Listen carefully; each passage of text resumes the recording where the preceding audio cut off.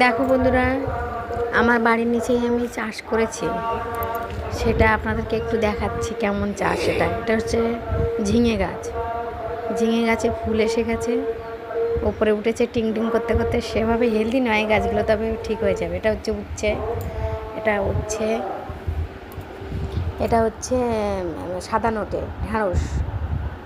ঢ্যাঁড়সগুলো খুব সুন্দর চেহারা হয়েছে, ফুলও ফুটেছে দুই একটার, ভালো হয়েছে। এগুলোকে আমার জল দিতে হয় না সেভাবে, খুব কম জল দিই। এখন মাঝে মাঝে বৃষ্টি হচ্ছে তো জল দিতে হচ্ছে না, এতেই হচ্ছে। এবার ঝিঙে গাছটা খুব ওপরে উঠছে, মনটা তত যেন বেশ আনন্দ আনন্দ ভাব। এটা হচ্ছে উচ্ছে গাছ। এবার নতুন করেও বসিয়েছি কিছু এখানে। এখানে হচ্ছে তোমার আছে পুঁই শাক আর সাদা নোটে সরিয়েছি। আর কুমড়ো গাছটা ছিল, রোগ ধরে গেছে, ওটা হচ্ছে না ভালো। দেখছো পালার বাহার দেখো, কত মোটা মোটা পালা জোগাড় করে দিয়েছি।